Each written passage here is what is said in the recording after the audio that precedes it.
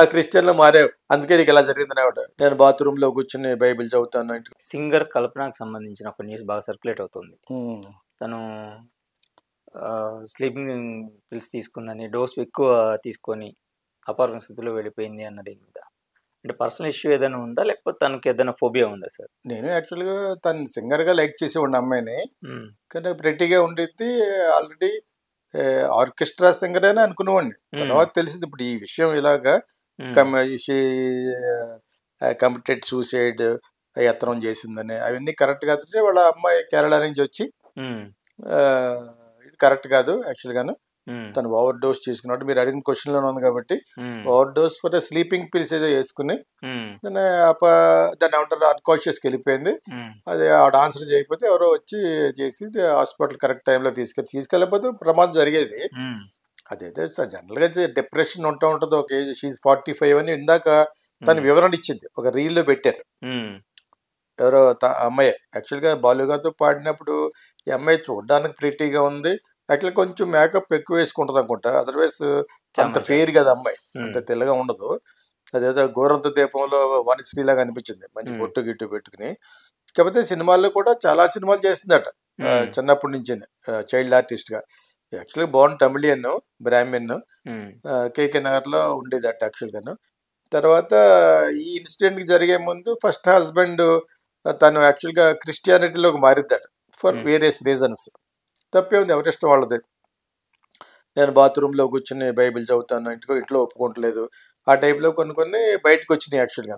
ఇప్పుడు మరీ బయటకు ఎత్తుకు వచ్చినట్టు తప్పేంటి, ఎవరిష్టం వాళ్ళది అంటున్నాం కదా. రిలీజియన్ అనేది ఇట్స్ అన్ ఆప్షన్. ఆయన వీళ్ళ వీడియోలో తెలిసింది ఏంటంటే క్రిస్టియానిటీ మారిన తర్వాత షీ వాజ్ లిటిల్ హ్యాపీ. ఎందుకంటే తను మళ్ళీ ఇటువంటి ఏమన్నా ఉంటే కూడా క్లియర్ అయిపోతాయి.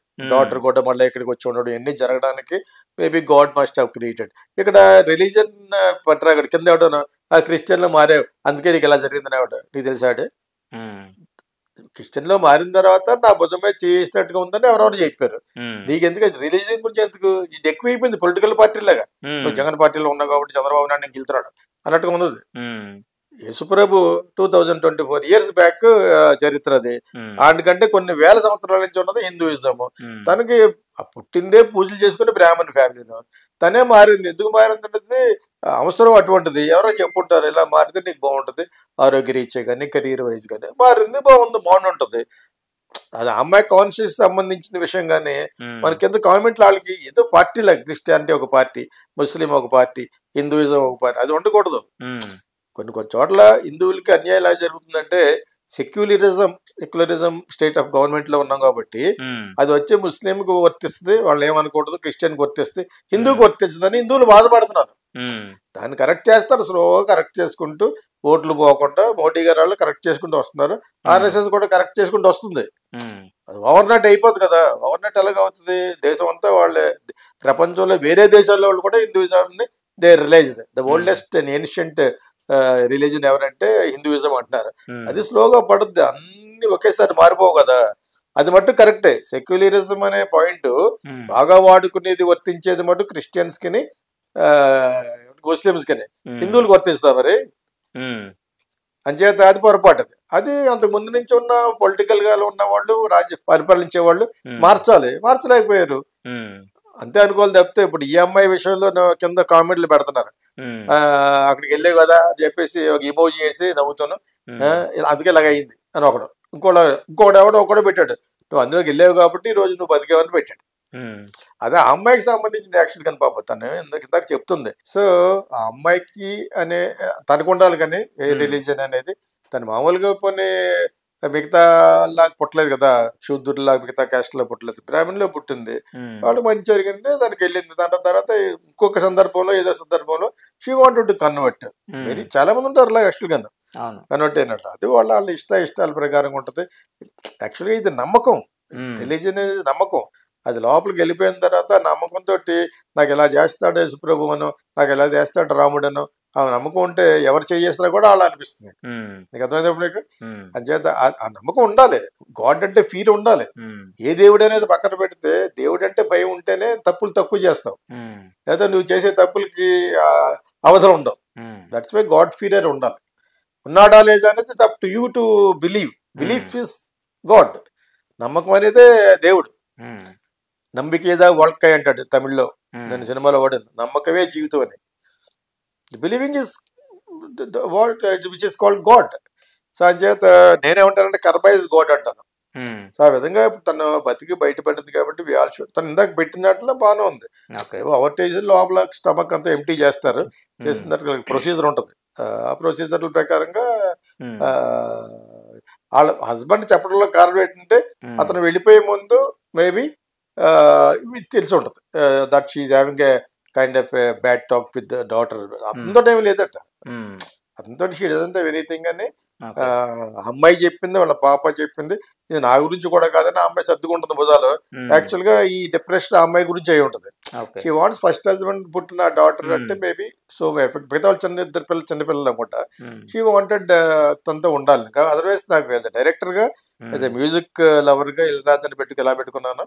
అంచేత ఆ అమ్మాయి పాడిన పాటలకు చాలా ఇష్టం. చాలా చాలా చక్కగా పాడేది, చాలా చాలా చక్కగా సరదాగా. ఈ అమ్మాయికి ఎటువంటి ప్రాబ్లమ్స్ ఉన్నాయనేది కనపడుతుంది. Well dressed.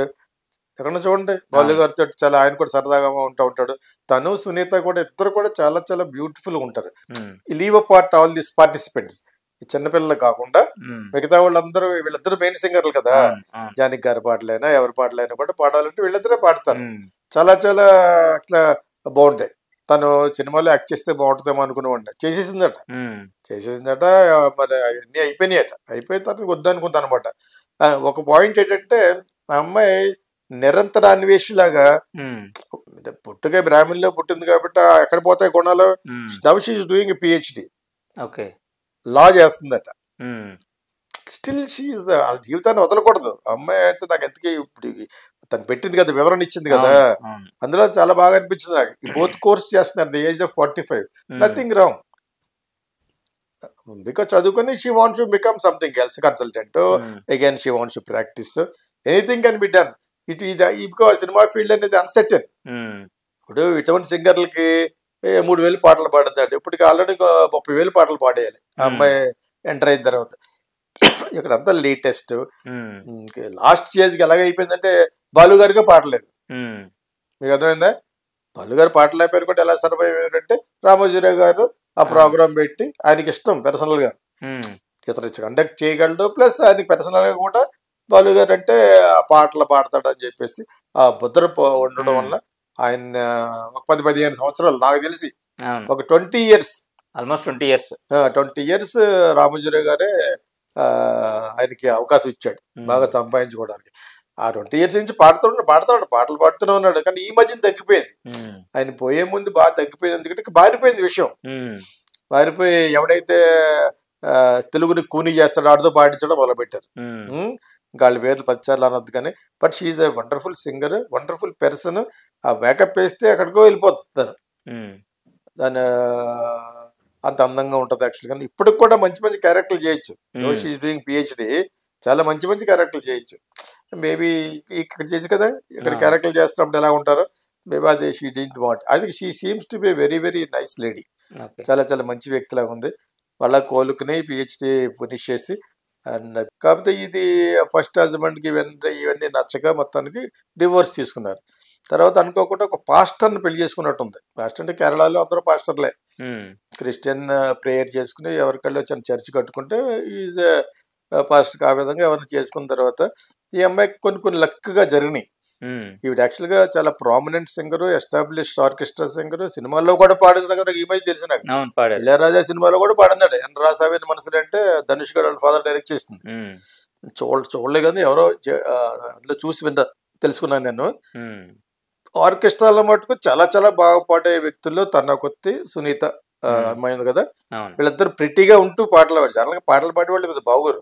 ఎందుకో అల్కా యజ్ఞిక్ కానీ లావుగా ఉండి పళ్ళు మీద పళ్ళు ఉంటావు వాళ్ళకి ఎందుకో దేవుడు వాళ్ళకి వాయిస్ బాగిస్తాడు అనుకుంటా.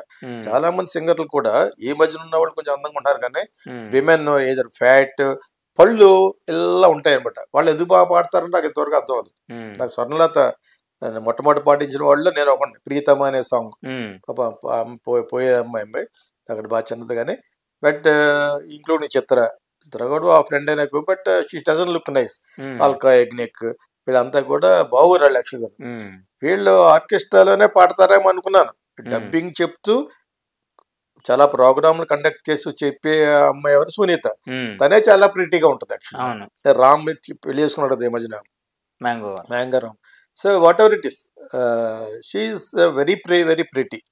సో అతనికి ఆ అమ్మాయికి మీ వయసు కొడుకు కూడా ఉన్నట్టున్నాడు, కల్పనకి కదా, ఈ అమ్మాయి కూడా సునీత కూడా ఉన్నారు. కల్పన కూడా వెరీ స్మార్ట్ గర్ల్ అని, పాట ఎక్కడ కూడా ఎదిరిపోయకుండా బాలు గారితో కలిసి, ఇప్పుడు జానకి గారు పాడిన పాటలు ఉంటాయి కదా, ఇప్పుడు పాడలేకపోతున్నారు కాబట్టి ఆ పాటలన్నీ వీళ్ళిద్దరు పాడుతూ ఉంటారు. నేను అవి ప్రోగ్రామ్ స్వరాభిషేకం అని పాడుతా తీగా చూశాను. కానీ దాని తర్వాత ఈవిడికి ఎవరో ఆఫర్ ఇచ్చారు, ఏదో ఒక టీవీలో పాడితే ఒక విల్లా ఏదో ఇస్తామన్నారు చెప్పి అందరూ గెలుచుకుందట. అది చాలా మంది క్రిటిసైజ్ చేశారు, నువ్వు నీకు కాదు కదా కొత్త వాళ్ళకి కదా అన్నా కూడా ఎనీబడి కెన్ అప్లై అంటే అప్లై చేసింది. దానికి దోహదపడిన వాళ్ళు ఎవరినైనా పెళ్లి చేసుకుందాం ఒకవేళ బహుశా. There she got a very beautiful villa Kerala. ఆ విల్లాలో ఉంటుందంట పెద్ద అమ్మాయి, అంటే ఫస్ట్ హస్బెండ్ పుట్టిన అమ్మాయి యాక్చువల్ గాను. ఇవన్నీ తెలిసినాయా, లేకపోతే అంత ప్యూర్ గా నాకు అమ్మాయిని I use to like her on the stage. పెద్ద ప్రిటీగా ఉంది, పాట ఎంత బాగా పాడుతుంది. బాలుగారితోటి లెవెల్లో పాడుతున్నారంటే ఈనాడులో ఆయన ప్రోగ్రామ్స్ అవి యాక్చువల్ గా. సో వీళ్ళు రెగ్యులర్ సింగర్స్ కాదేమో అనుకున్నాండి, కాదట, రెగ్యులర్ పాట కూడా పాడారు, కాకపోతే చాలా పైకి రాలేదు అంతే. మీకు అర్థమైతే ఇప్పుడు ఆ విధంగా ఇంక్లూడింగ్ ఇళయరాజా పాట కూడా పాడింది. మరి ఇప్పుడు అన్ని బయట పెడుతుంతోటి పిక్చర్స్ విత్ రెహమాన్ ఇవన్నీ ఉన్నాయన్నమాట. బట్ అదర్వైజ్ తనే ఇప్పుడు స్టేట్మెంట్ ఇచ్చింది, దీని గురించి ఎక్కువ ఎందుకు మాట్లాడుకోకూడదంటే ఇది ఎక్కువ పబ్లిసిటీ చేయకుండా నా హస్బెండ్ నన్ను చాలా బాగా చూసుకుంటున్నాడు, బట్ ఆల్సో నాకు నిద్రపోవాలనే డిప్రెషన్ ఎందుకు వచ్చిందంటే నాకు కొంచెం ఈ వర్క్ ఎక్కువైపోవడం వలన, ఈ డిప్రెషన్ వలన కొంచెం ఎక్కువ డోస్ తీసుకున్నాను అని కవర్ చేస్తుందో ఏ చేసినా కూడా అమ్మాయి అన్నప్పుడు ఐఎమ్ నాట్ హ్యావింగ్ ఎనీ ఇది డిఫరెన్సెస్ విత్ మై హస్బెండ్ అని. తను కూడా అప్పుడే వెళ్ళిపోతే అక్కడి నుంచి పక్కింటి వాళ్ళకి చెప్తేనే తెలిసిందట, కొద్దిగా తలుపు కూడా చూడండి అని. అంటే వీళ్ళిద్దరికి అది జరిగింది అనమాట. కానీ వీళ్ళిద్దరికి కాదు జరిగింది కూతురుతో జరిగినట్టు ఉంది. షీ వాంట్స్ మా అమ్మాయిని తను కూడా పెట్టుకోవాలని మనసులో ఉంది, ఆ అమ్మాయికి రావడం ఇష్టం లేదు. తను ఇండిపెండెంట్ గా మరి అలాగ ఉంటుందో ఆ విల్లాలో ఉంటుంది. ఇదంతా వాళ్ళ ఫ్యామిలీకి వచ్చి లోపల విషయాలు యాక్చువల్ గాను ఈ విధంగా తెలియడం కూడా బ్లెస్సింగ్ ఇన్ డిస్గైజ్ లాగా.